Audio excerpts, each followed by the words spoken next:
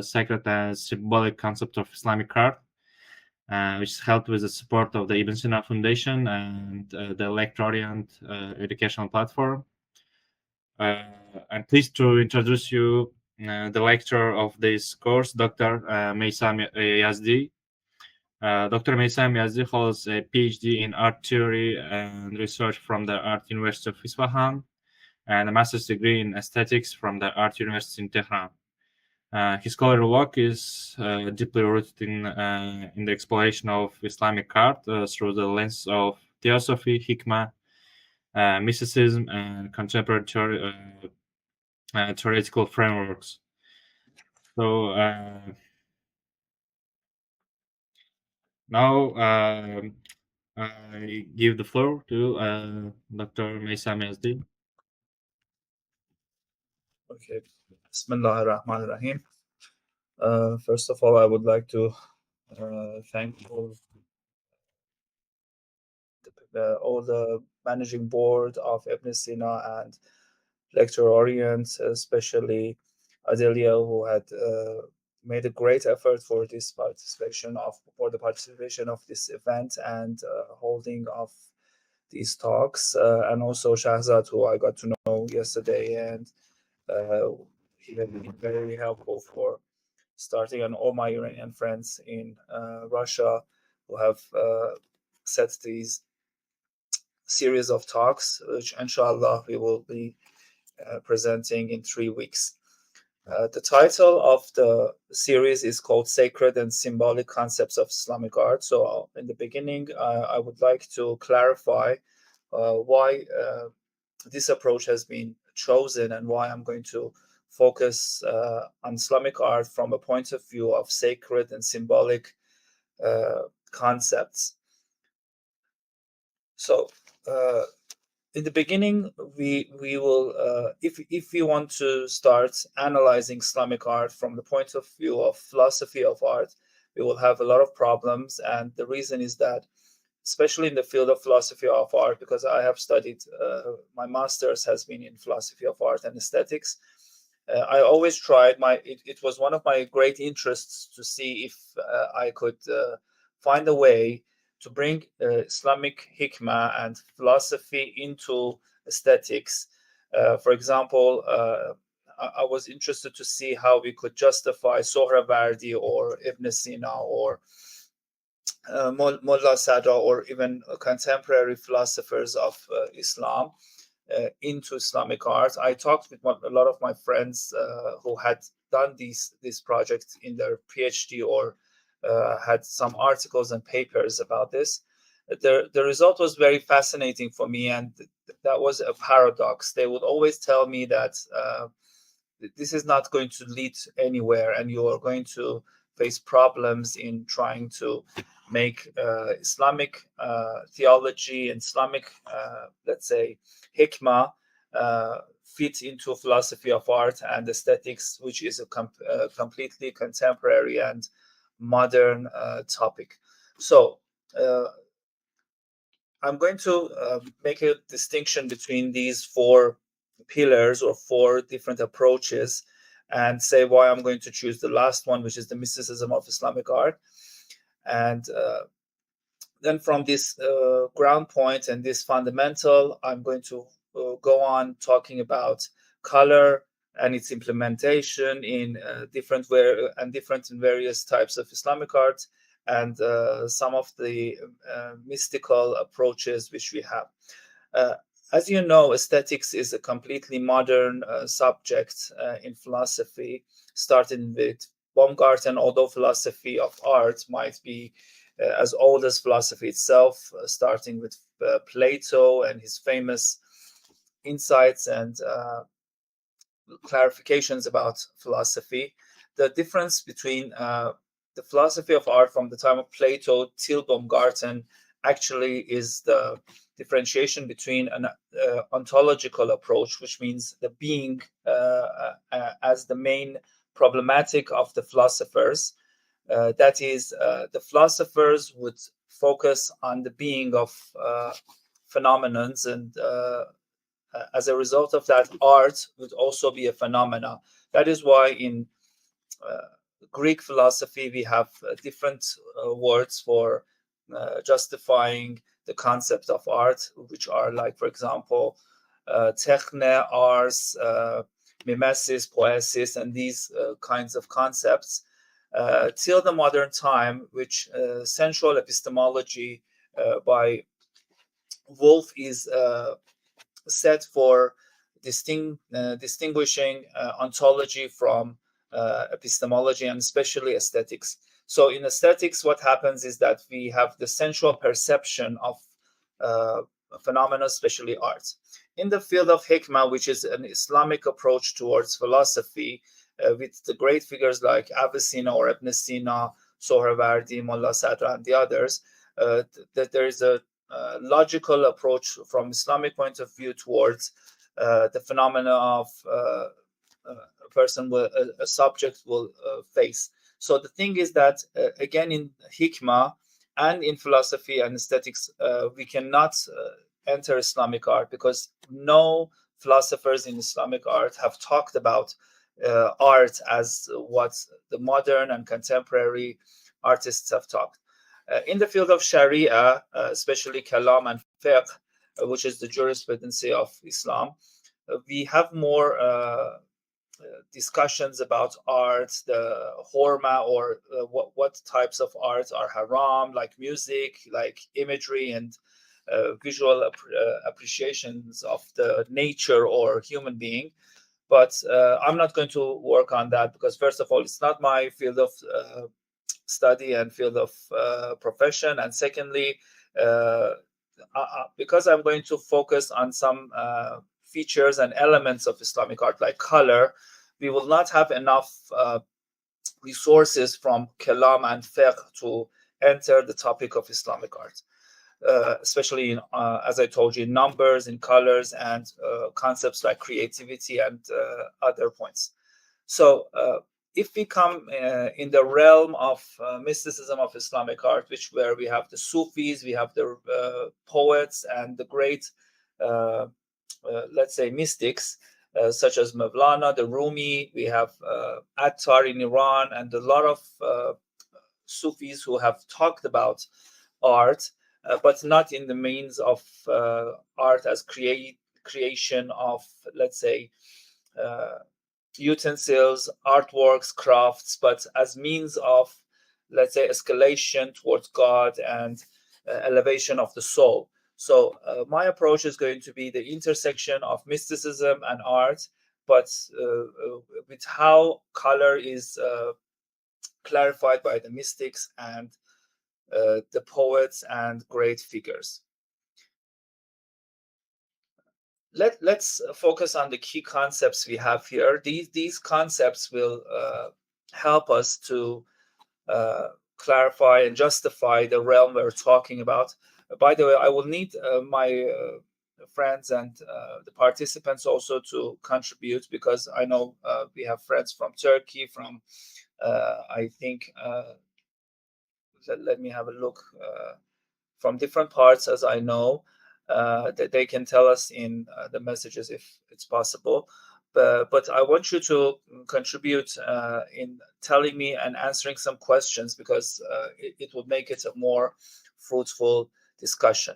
So the key concepts in mysticism of Islamic art will be the sacred and the holy, like the words muqaddas and quddus, which if from the point of view of a mystic or a Sufi or let's say mystical approach, we look at this word of muqaddas. Whatever is created is muqaddas, or is sacred.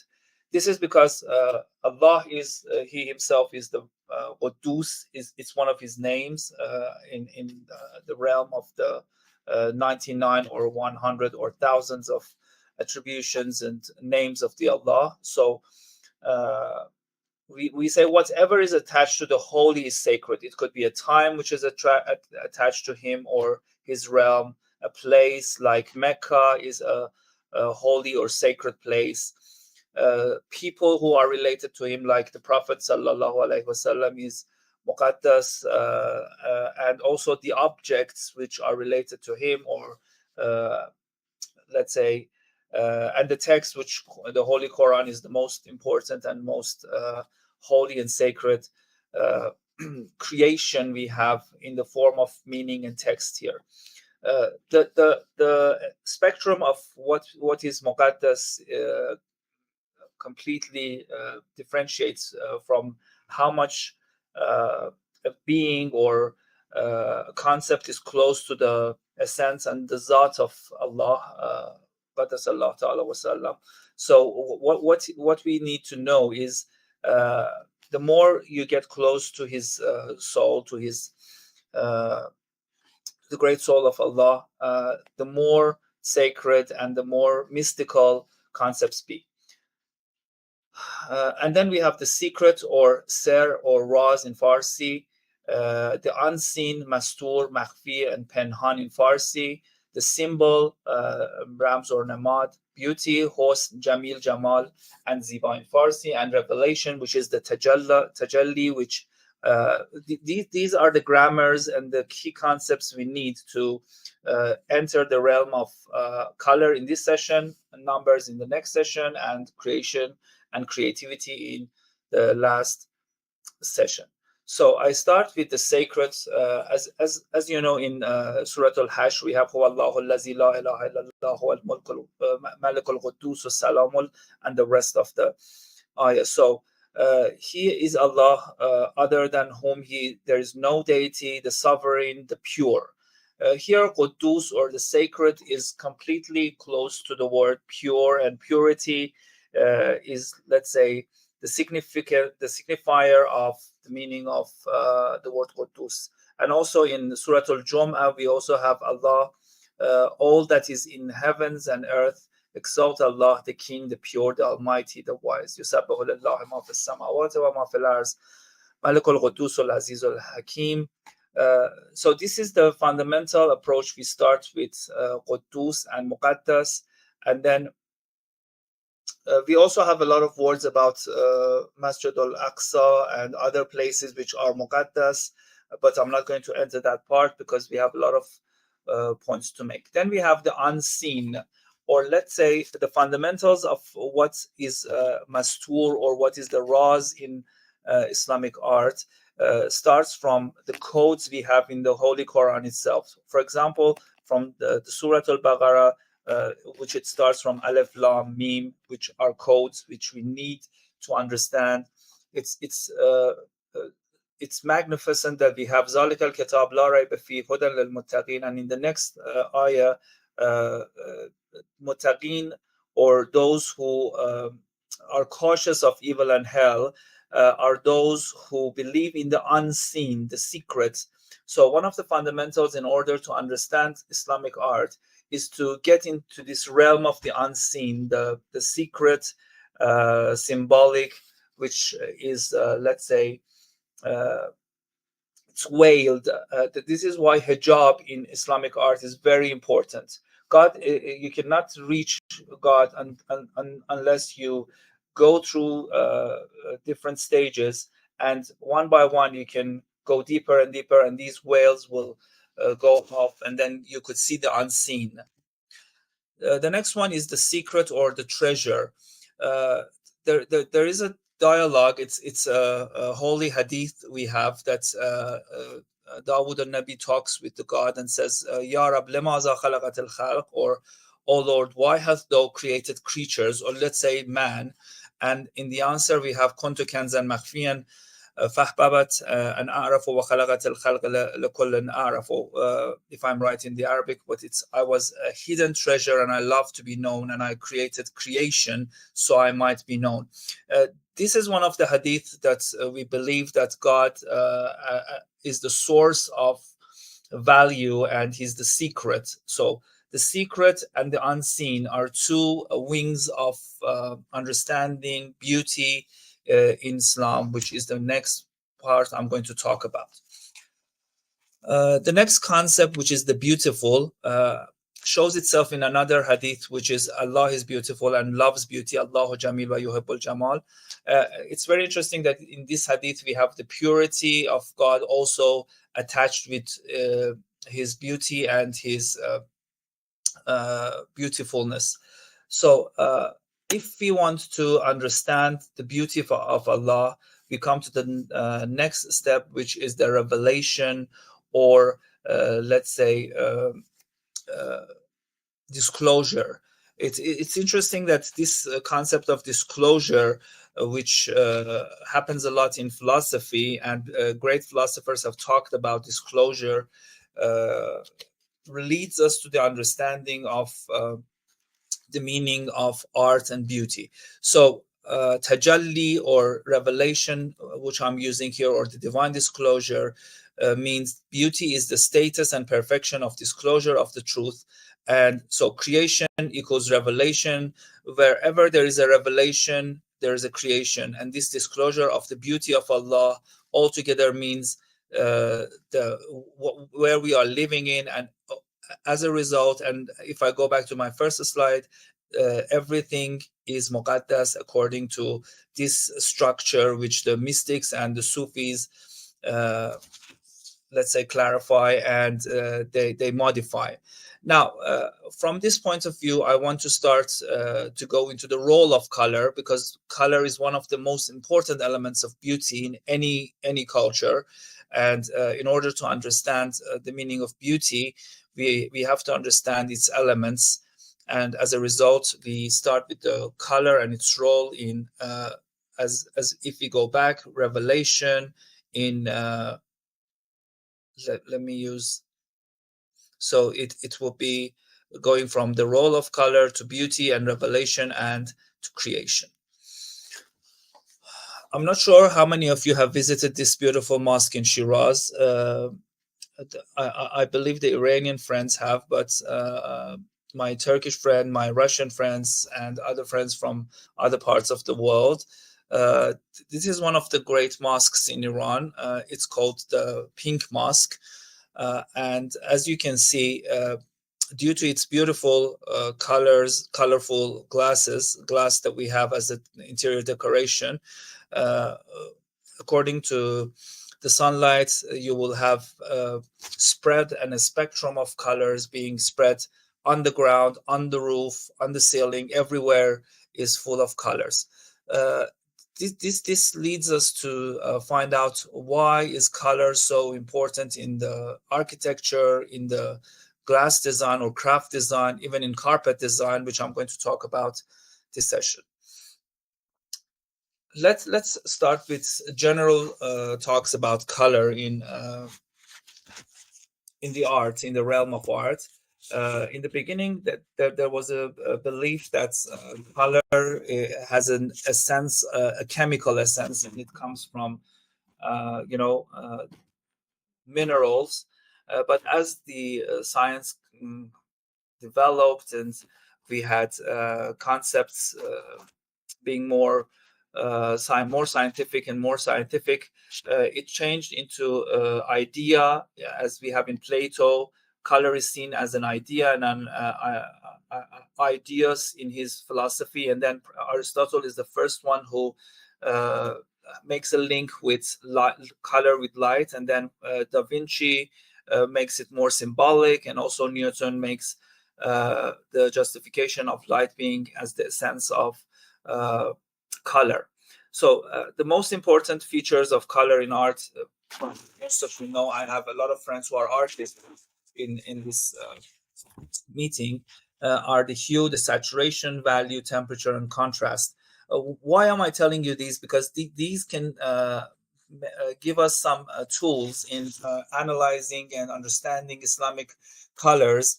For example, the value of color green, or the saturation, when it's more saturated, or when the temperature goes up, how the meaning changes, and the symbolic and mystic significance, or the meaning is differentiated. So as we know, hue is the pure color, like red, green, and blue, and we think of it as the colors position on the color wheel. The main colors, as you know. The saturation is the intensity or purity of a color. The value is the lightness or darkness, and temperature describes the warmth or coolness of a color. I was reading an article. It was very, very interesting, and it was focusing on how Islamic colors are more light, more warm than colors in other cultures. They're full of vibrance, and they are very vibrant, and the colors are full of life and energy, which we'll focus on later on. And also, as you know, contrast is the difference in lightness or darkness between different parts of an image or between an object and its background. Then we have the brilliance, luminosity, and metallic features of color, which brilliance is the intensity of the light reflected on the surface. As you know, light is very important in understanding Islamic concepts, and so the brilliance of colors make the meaning different. The luminosity, also the relative lightness or brightness of a color, it's similar to value, but focused more on the perceived glow or radiance of the color. And the metallic is the appearance of a surface that mimics the reflective properties of metals like gold, silver, bronze, and so on. It implies a sheen, often with an iridescent quality, which can shift slightly depending on the angle of the view. As you know, Kandinsky looked at color more spiritually and more metaphysically than other artists, and he has the spirituality of color combinations, which is very useful for understanding also Islamic colors too.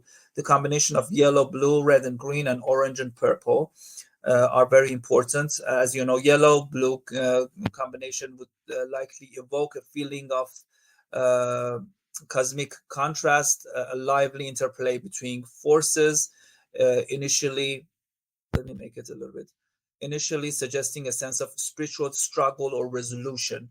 The color yellow and blue is very, very widespread in Islamic culture, especially Iranian tile work, as you know.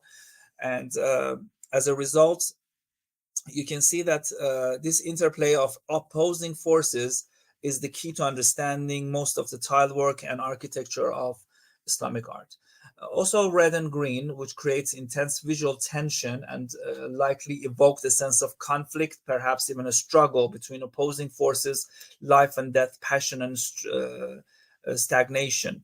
The point is that, for example, if you look at carpets in Islamic art, especially Iranian, Azerbaijani, Turkish carpets, and the carpets of the Middle East region, you see that they have a lot of intense tensions inside them. It's like the real world, full of passion and life and death, as Kandinsky refers to.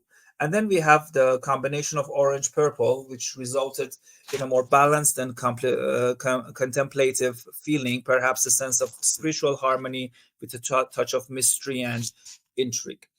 There is a trilogy of color, 3 books which I have used in my article. The talk which I'm presenting actually is based on my recent research and also a paper I published when I was a graduate student on the spiritual principles of color in Islamic Iranian painting. In this article, I actually focused on mainly Persian miniature, the meaning of colors in Iranian and Persian miniature, which would be one part of my talk today. In these 3 books, John Gage talks about color and culture, color in art, and color and meaning, art, science, and symbolism. The main focus and the main problem that John Gage tries to resolve in his books is the concept of can color signify? By signification here, we mean can it give us meaning, and how does it give us meaning? The point about this is that in the book, especially color and meaning, he talks about the relativity, or let's say the perfection of meaning and color.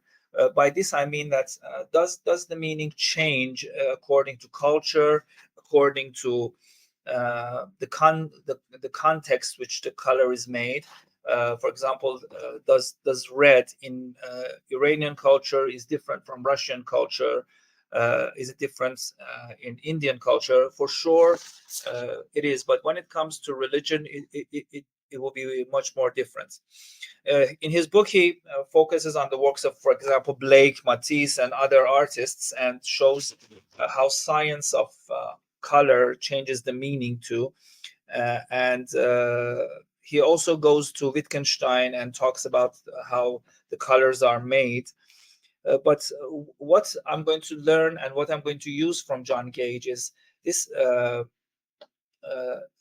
color being the essence of meaning, which happens in these three books.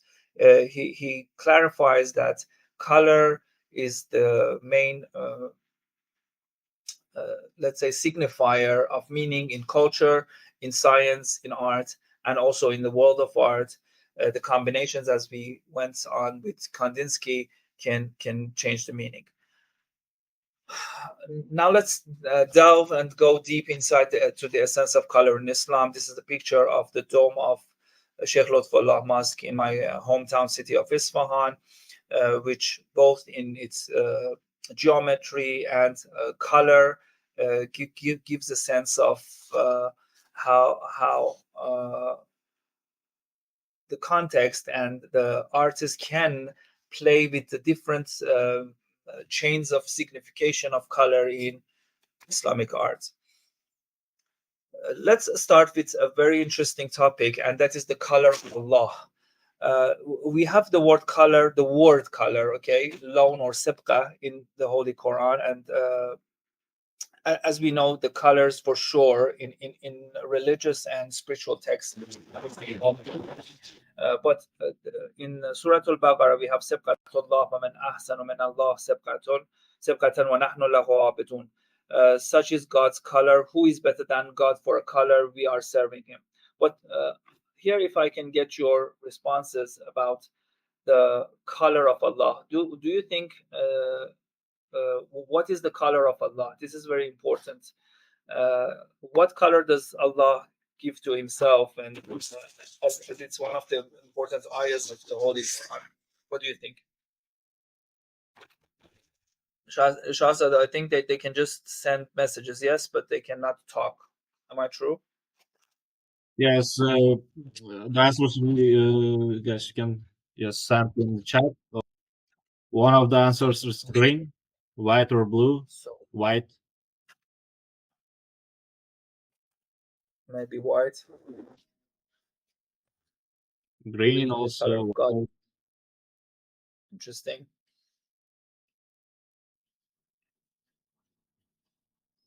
Saleh says, what is combination of all color? White is the combination of all colors. So White. most of you, please.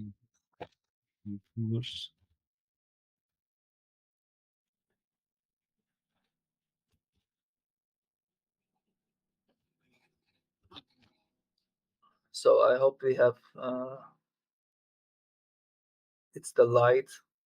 But what color is the light? That the point is that what color is light yellow or gold? Is it white? So Is there's it another answer like the light. Mhm. While our friends are writing, I go to some of the tafsir, some of the books of interpretation of the Holy Quran. For example, in Al-Mizan interpretation by Allama Tabatabai, he believes that the color of Allah, okay, is the color of unity, wahda, purity, because Quran before that, okay, when if you go back to Muqaddas, okay, exactly as Sama says, without color, or let's say colorless. It's the color of purity, and what color is purity? Is pure white? Even if you call it white, white is a kind of a color which it becomes an attribution, an adjective. All right, and so some of the interpreters of the Holy Quran, they believe that the color of Allah uh, is the colorless, or being the combination of all colors, and at the same time having no color. Okay, it's a very paradoxical dialectic point of approach about the color of Allah. And also Imam Sadiq believes that the the meaning of Sabqatullah here in this ayah is refers to Islam, the religion, and the Sharia of Islam itself. So the color of Islam is Islam itself. Let's go on with the color in the Holy Quran. I found out many different articles. I also researched myself, but if you want to, let me just zoom out a little bit. 8 colors are mentioned in the Holy Quran. Okay, we have the red, yellow, blue, green, pink, dark green, white, black. This one I'm referring to Ismail Siraj, which he published an article of various colors in the Quran, Lamp of Islam, in 2017. As you can see, red is only occurs only once. Yellow 5 times. Blue is used in the Quran in an allegory about here thereafter. Green appears throughout the Quran as a color that symbolizes life, and as you know, it's the color of the Jannah, the paradise, and the heaven. Pink appears in the Holy Quran to denote the alarming color of this integrated sky. And then we have the dark green, which occurs in the Quran only once as the color of the dense foliage. It's allegorically portraying the thriving life of eternal garden, as I told you, the holy paradise or Jannah. Then we have the white, which appears in the Quran mainly to describe the status of the mind, reflecting light of spiritual awareness. As you can see, it's a lot white. The reason maybe some of our friends said that the color of Allah is white is it's the most talked about color in the Holy Quran, as you can see. And also black occurs to describe the states of mind lacking light of spiritual awareness, mainly. So it refers to lacking. I can tell you some of these ayahs which we have. For example,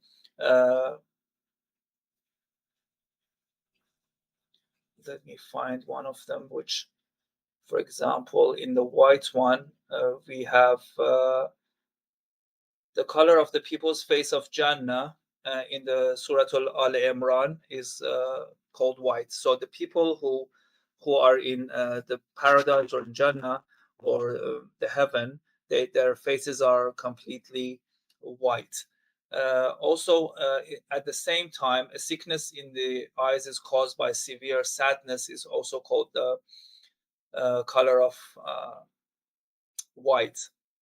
Also, it's interesting that, as you know, the miracle of Prophet Musa is also Yadul Bayza is also white, and so it could reflect miracle, and white could be one of the colors of magic and miracle.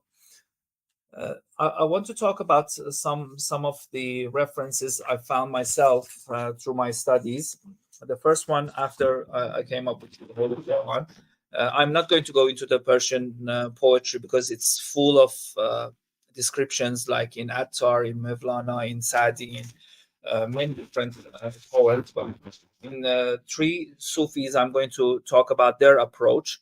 The first one is Najmuddin Kubra in his book Fawahul Jamal wa Fafatihul Jalal. In his book, he believes that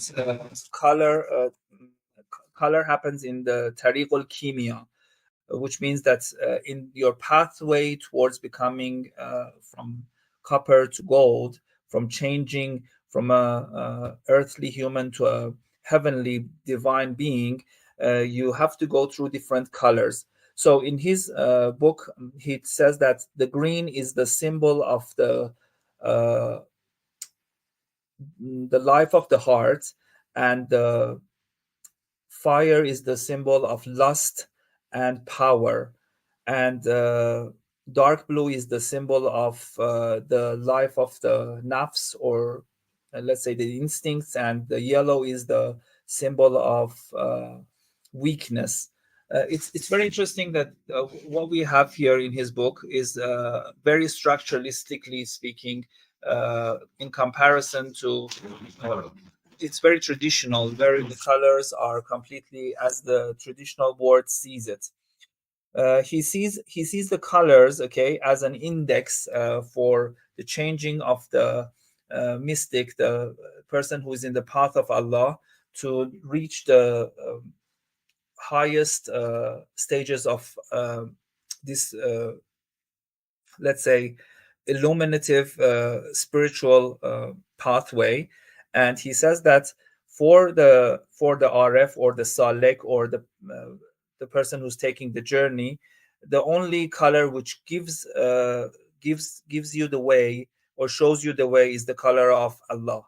And then he says that from this way, after you see the truth of these colors, now you would become in chorus with them. You are in the same rhythm with the colors of the spiritual divine.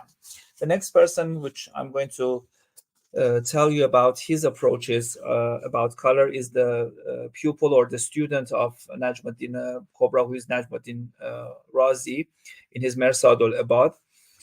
He believes that in the pathway to getting to Allah, colors will justify your stage and how you are in which status or which part of the suluk or pathway you are. For example, when you start, the color of your being is dark blue, and then when you go on, it changes into the color red. And when you become a faithful Salek or Murid, then your color from dark blue to red changes into yellow or gold, and then in the last stage, when you become a true Muslim, your color becomes white, which is the color of Islam. It's very interesting. And the highest level of the color, he says that if your heart becomes pure, there would be a light like the sun shining on the heart of the Salek, on the path taker, which he will experience colorlessness and purity. This is exactly referring to the Holy Quran's ayah, as I told you. The next one is another book by Alauddin Semnani, one of the Sufis and Arifs, which is buried in Semnan in Sorkhe in Iran.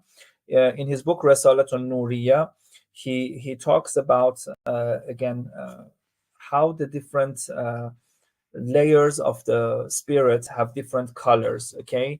And he also relates each part of the soul to a prophet. For example, he says that the gentle part of the soul is the Noah of your being, your soul, or the, let's say, the group of your the group of your let's say being, or the gathering or the community of your heart is the Ibrahim of your heart, and the color is dark red.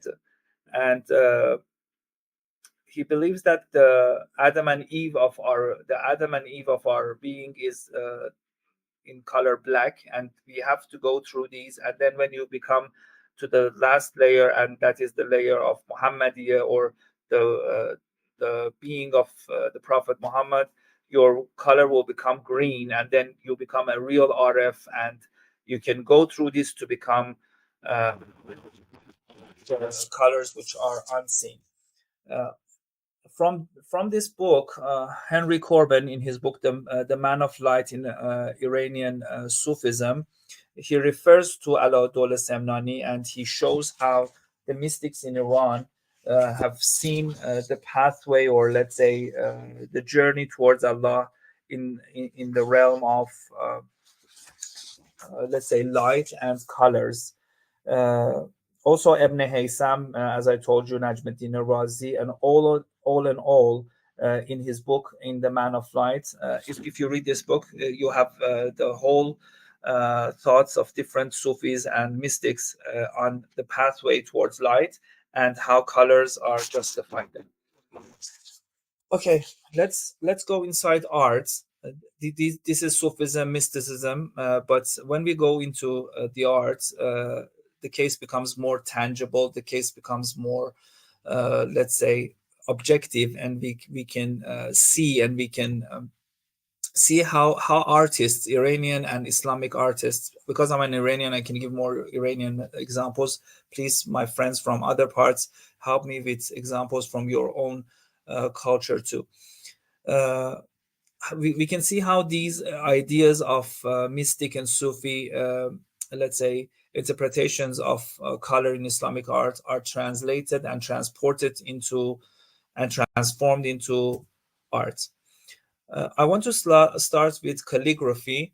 It has always been a question for me, that's why in the early writings of the Holy Quran, the main color, as we know, is the black. Okay, the ink is the black color, but why is red used for the punctuations and for the dots? Does anybody have any idea about why the red dots or the red punctuations, zamme, kasra, and fatha, are shown in red color in the early inscriptions of Quran, the Holy Quran? Can I have some reflections from you?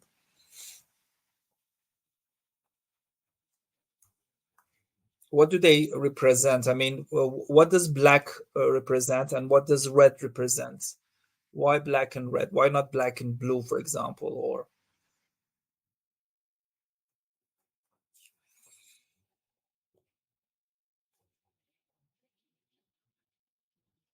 any ideas? There are any ideas in chat?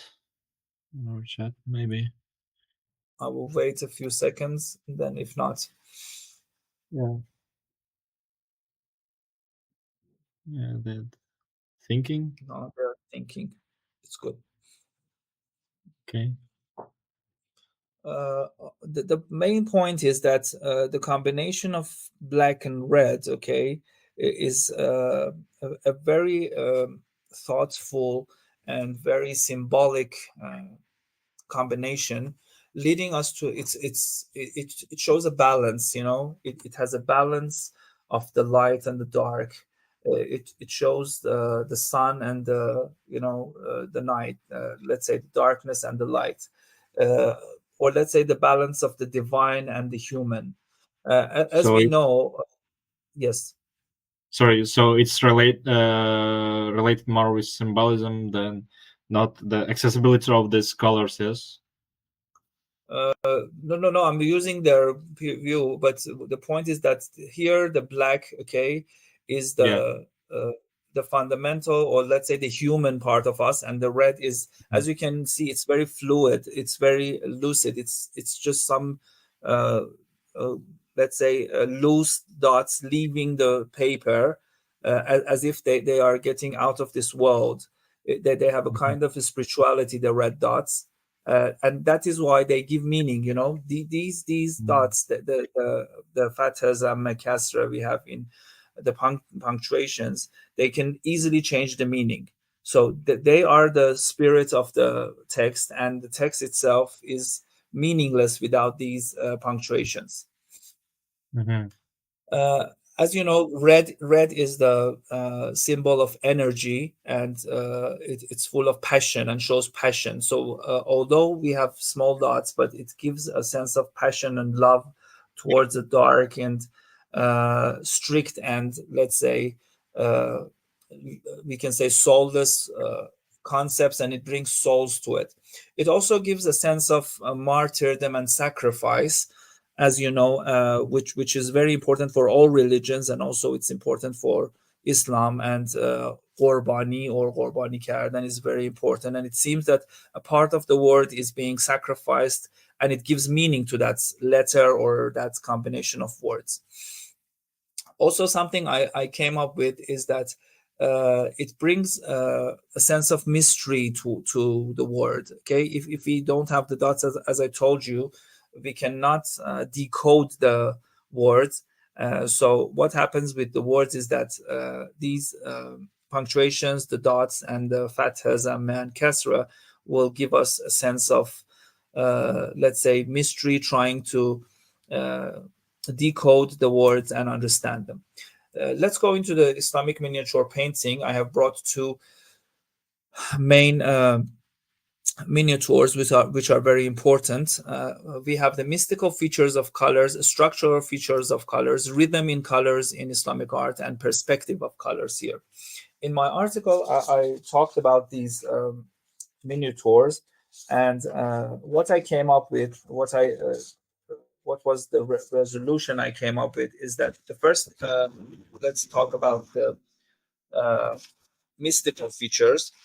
It seems that some of the miniaturists, not all of them, were Sufis themselves, because they were completely informed about poetry, stories, the Holy Quran, and the sacred texts. So, as a painter, they were mainly people who knew Islam very well, but they were more, because if they were on the side of Sharia and fiqh and kalam, probably they would not draw any painting.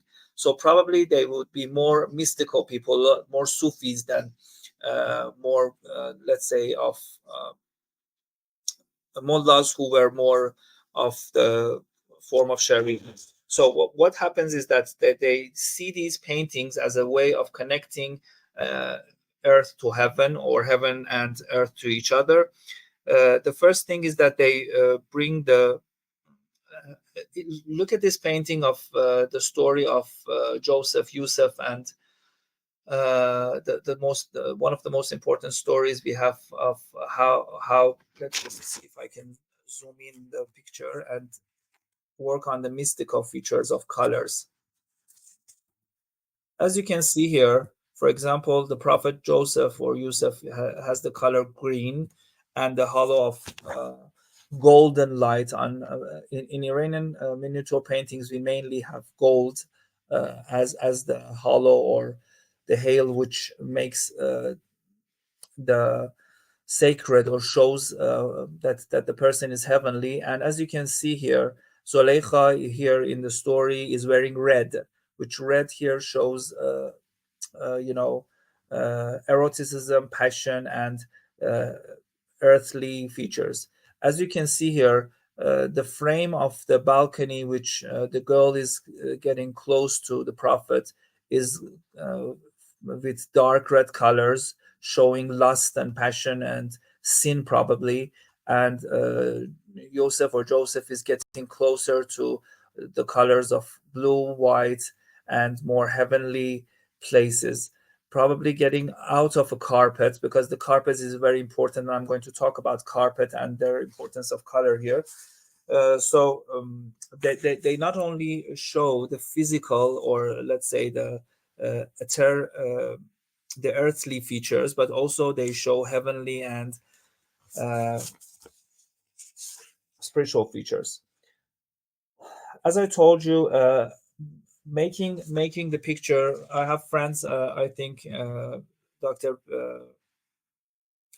Ph.D is also here. She is the expert in miniature painting, and she can reflect much better than me. As you can see, we have pink color. All the colors we have in the Holy Quran, you can see in these miniatures here. We have the pink, we have the dark blue, the dark green, and also in the combination of the calligraphy, and it's the mixing of the calligraphy with the decorations of the tile works. The colors not only make the frame, which is the structure, but also give the meaning to it. Like here, it says that it's talking about Zuleika, and it talks that how Yusuf has been scaping this. So it's a sense of scape and sense of purity, and the color green is used in the poetry. One of the things which very well is depicted in Iranian miniature paintings is, as I told you, the rhythm in the colors. As you can see in this miniature painting, rhythm is very well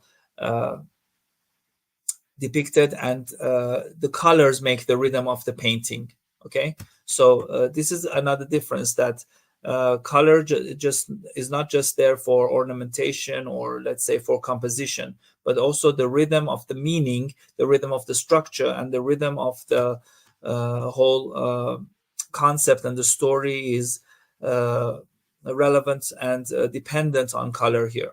And one of the most important things that many scholars have talked about is the perspective, how especially Persian miniatures, are made. The perspective is made by color, not just by lines. The colors make the depth and the height, and not just only the lines. Another one of the most important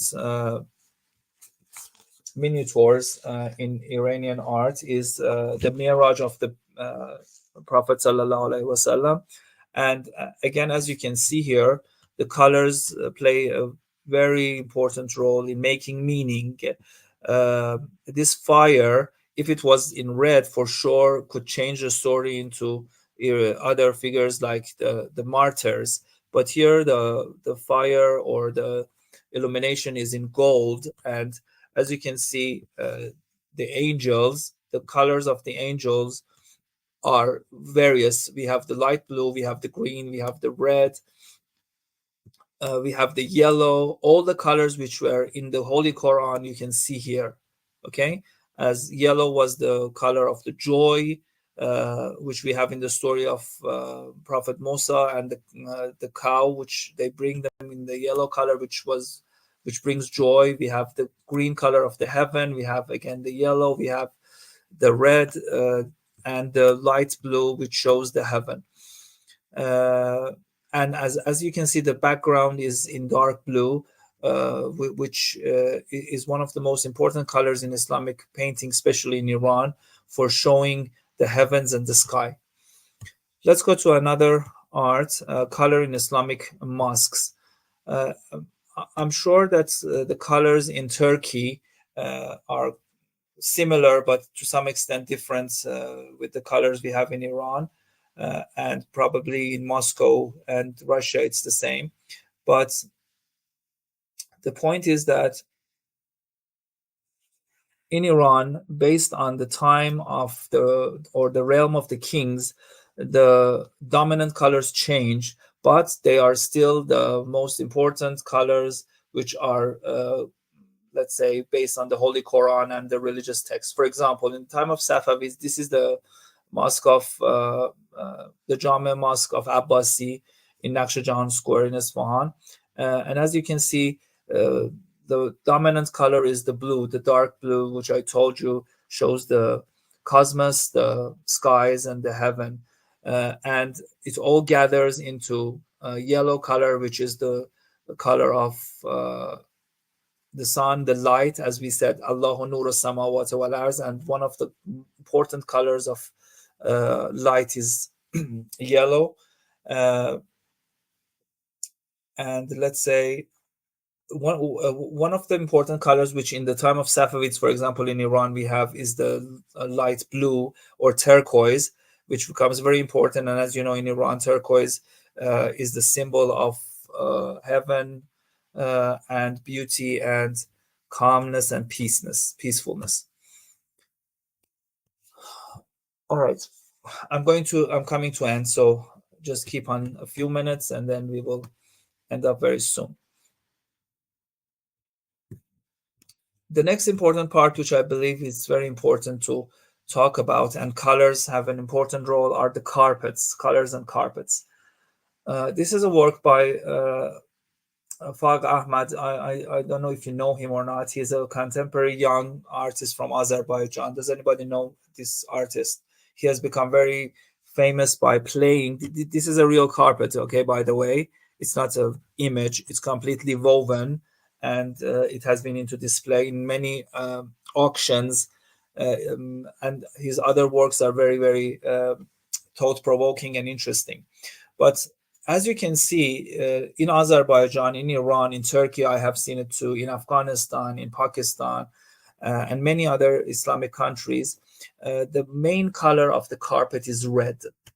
Here, I would also want to know your reflection on why is the main and most popular color for carpets is red, especially in the background and in the fundamentals. Can I have some reflections and feedbacks?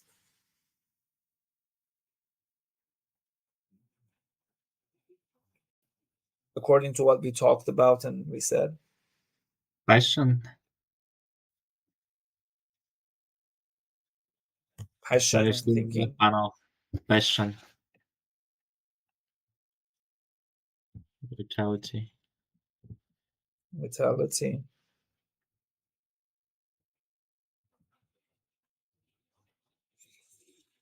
Or Adil. Blood. Oh, blood. Blood. So every day when we are on the carpets, that there's blood underneath our feet. So it's not a good reflection, by the way. Oh, a very good point that Dr. Ph.D. made. Technically, it was easier to make red things. It's a natural pigment base. Show tower. I'm not technically talking, by the way, my friends, because I'm sure some of these points that I made about the architecture, about the calligraphy, about the painting, about the carpet I'm talking about, they have technical reasons, but because our talk is about and focused on symbolic and mystical meanings, because as you know, at the moment in Iran, as long as I know, it's we have a lot of cream and white carpets being woven. Dr. Bashir also said it was cheaper and in hand. Yeah, exactly. Also energy and warm, like And it power. gives energy, warmth. Yes. Natural So pigment base. in in my article, I came up with that the reason we use red in the carpets is that Russian carpets are also mainly red. In old Russian language, the word red means beautiful. Oh, very, very thought provoking. I learned something very. Thank you very much. Красный. So in my article, I came up with that color red represents life. Okay, it's the joy and happiness of life, as some of my friends said, and it also shows good fortune. Okay, so because of its vitality, it shows good fortune. It also symbolizes courage, passion, and even sacrifice. Okay, instead of blood, we can say the person has sacrificed something. Is the carpet weaver has sacrificed her eyes, her time, but has created beauty. And also, in some interpretations, it interprets as it's the symbol also of the symbol of sun. Okay, and the warmth of the red carpets have always been. As a child, I always remember that whenever I came home from school, sitting and relaxing on the red carpet gave me a sense of warmth and peace and let's say tranquility. So the other colors which are used, especially in Iranian carpets, we believe that carpets are a garden, okay, and all the elements we have here, as you can see, if it's even geometrical or whatsoever. For example, in this one, we can uh, say we have the symbolization of the pool or the sky as the blue color. We have greenery, the flowers. We have the birds. The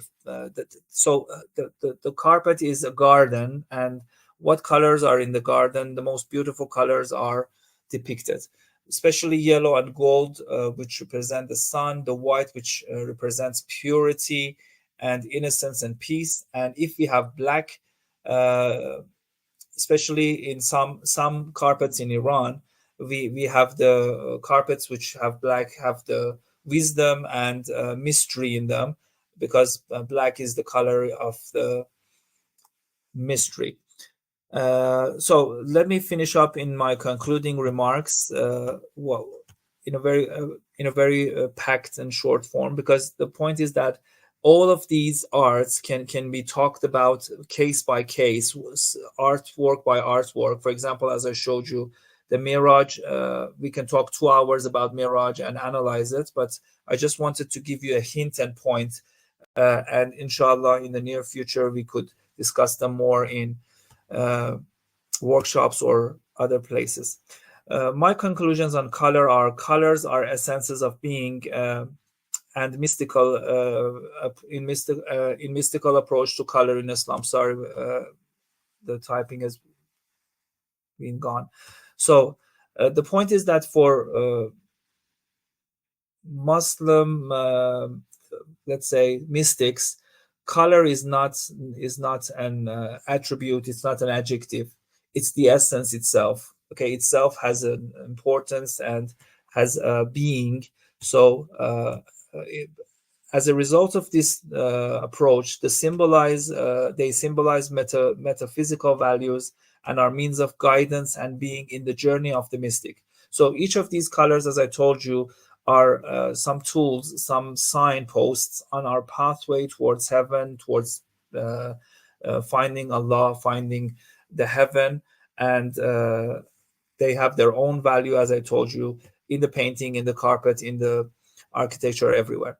And the representation of color in Islamic art are translations of the essence of color to the mediums reflecting the colors, such as painting, calligraphy, and architecture. As I told you, they either play roles in making, perspective, giving rhythm, making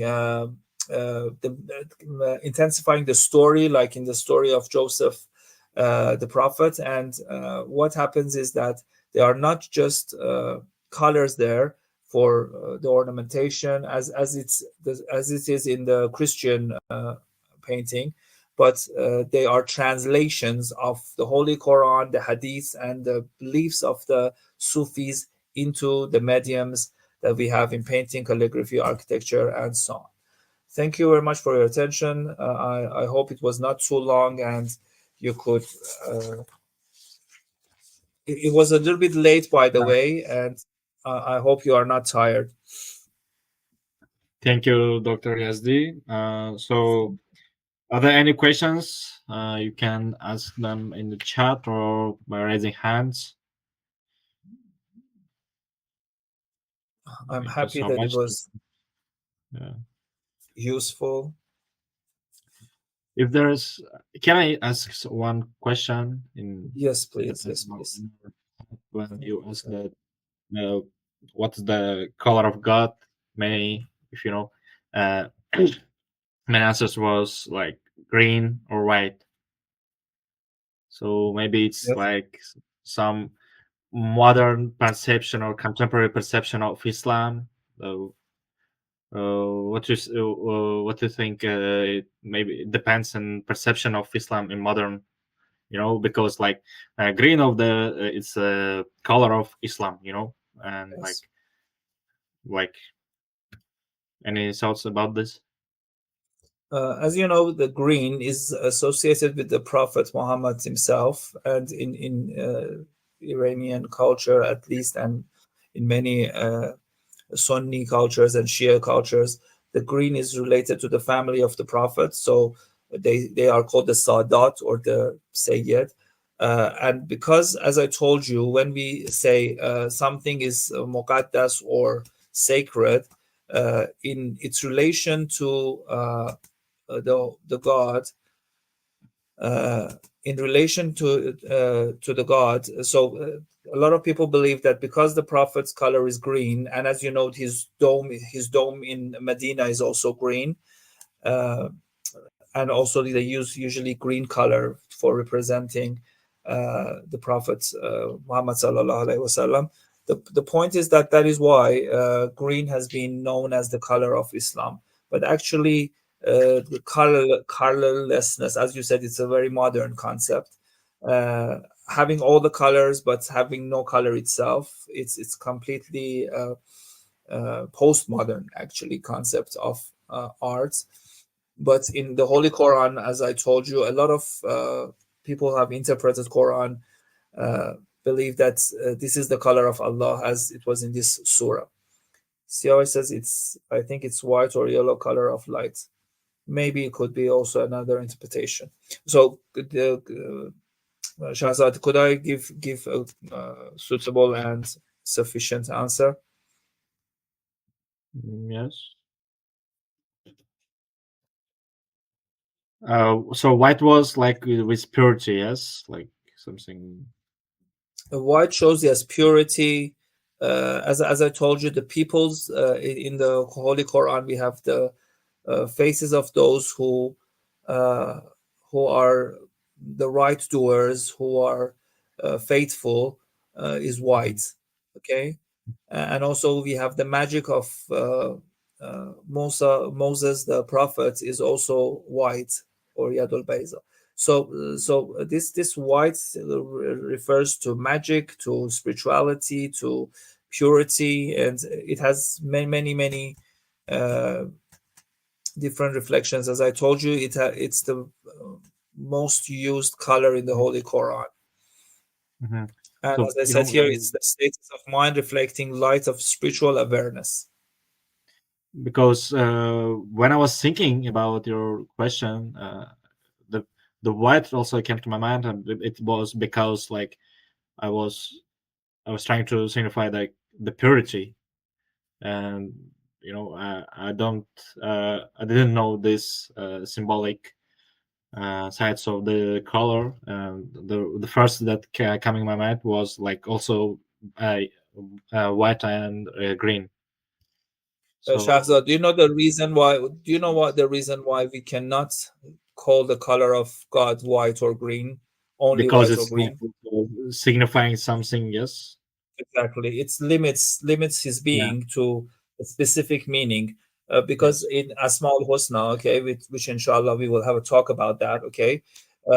Allah is also Qahhar, he's Wal Qadir al Qahir al Musawwir, he has 99 100 names, okay, Yeah. and all of these names have their own color. So the god who is very Jamil and Jamal, who is very beautiful, has its own color, and the god who is Sabur, who is Qadir. So when we say a person is powerful, what color comes to your mind, Shahzad? Powerful, like Yes. white or What is red, maybe. the color of power? Is Yeah, wash green. Siavash says green, but no, I don't Yeah, think green is the color of power. white or red, maybe. Probably Like black, red also maybe. like more energy. Like white, it's like something I don't know. Brown, gold, maybe. Yeah, the colors of like brown, gold. Have you seen the bodybuilders? The color of the Yeah, bodybuilders. They yeah, also they use these. Let's say when they go into these Master Olympia games. Okay, they use the sprays, and the body of the color of their body becomes gold or brown, as our friend has said here. So I also believe that these colors are more related. So because Allah has different features and different, let's say, adjectives, if you want to say asma, all right. All of these names of Allah bring a different kind of color for itself.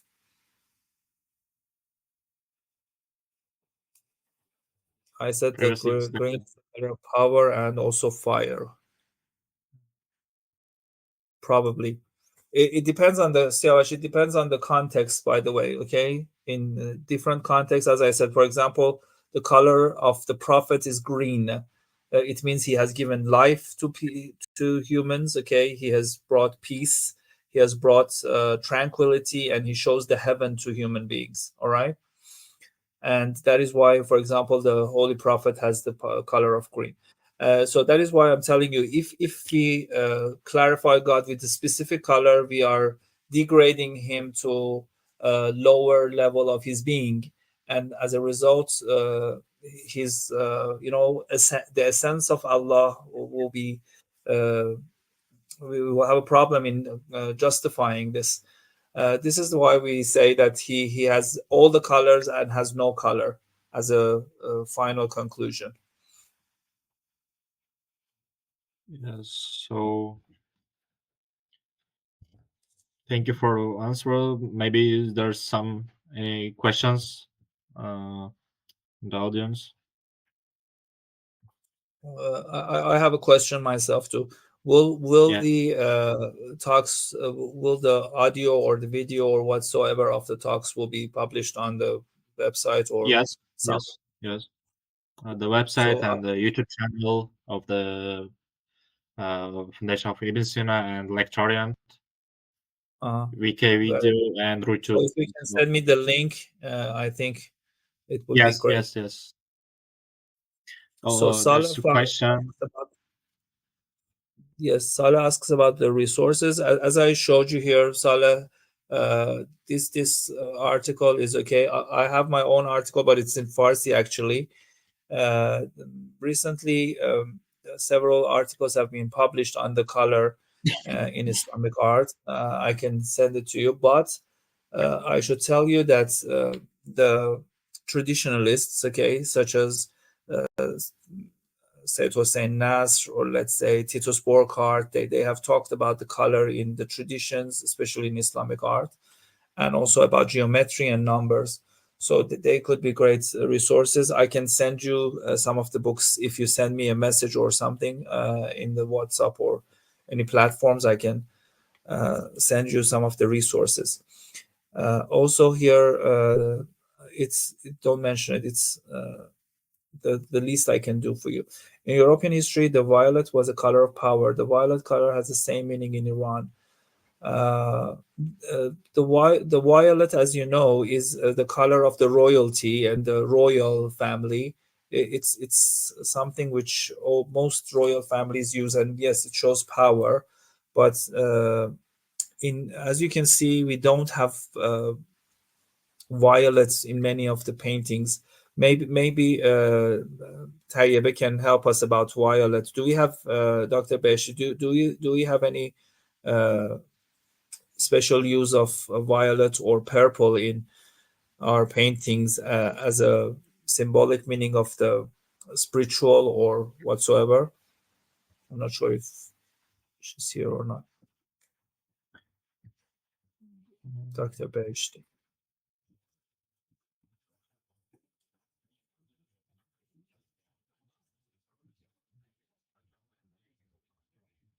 Yes, she's. Yes, she's here. Maybe Taipei, you can. It's more like Yeah, some of I've these seen you used it's it. been used, but yes, they use it, of course. For example, let's have a look at these miniatures, for example. Okay, if I go in the Miraj, that the Prophet goes to heaven, if we go inside, let's say a hue or uh, light purple is used. Okay, which type of blue Siavash? It's different. Okay, as I told you, turquoise is different from dark blue and what we called. There's there was also a question about what is the color of happiness and what's the color of sadness in Persian miniature Color of, oh, from I saw Stephen. that one. Siavash, I will tell you about this in our class, but anyway, color of happiness depends on the context, and especially if it's in miniature painting. Okay. uh, as Dr. Beshi also says, it will be difficult, but it depends on the story, because the point is that about miniature paintings, they are completely related to a story. All right. For example, this is the story of the Miraj of the Prophet. Depending on the story, the colors completely will adjust themselves to the story. As I told you, dark blue will reflect the cosmos, the sky, and the heavens, let's say above, and the light blue will be, uh, let's say, it shows juvenility, youngness, purity. It's the color of water, and these are the uses of, as you can see here, for example, this is the part that the prophet has got out of the cosmos of the earth. Okay, it's a hole here. We have it here, and then you see it as a light blue, and then when he comes into the upper layers of the heaven, it becomes dark blue. Okay, any other questions?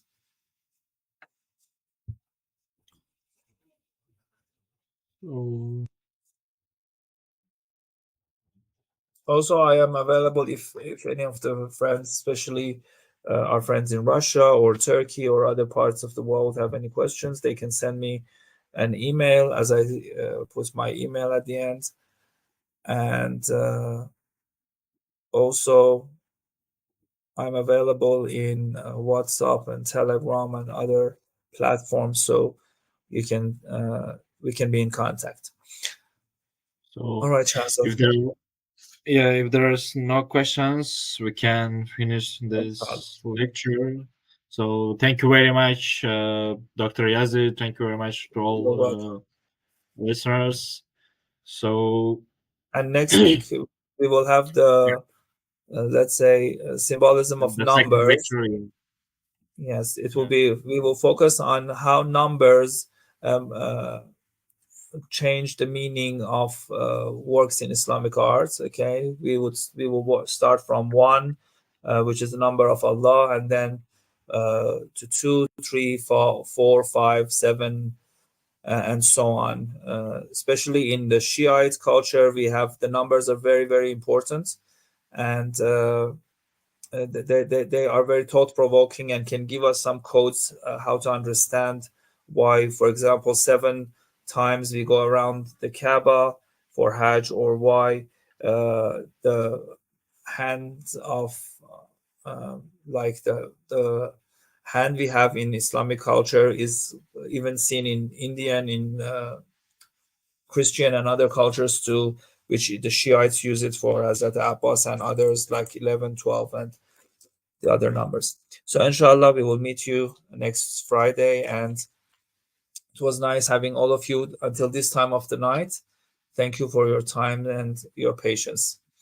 thank you, their friends. Stay tuned for the more news from the Immersion Foundation and the Lectorian Education Platform. We'll be glad to see you in the next lectures. So goodbye to everyone. Thank you. Goodbye and have a nice Allah time. Hafiz. خدا حافظ. ممنون.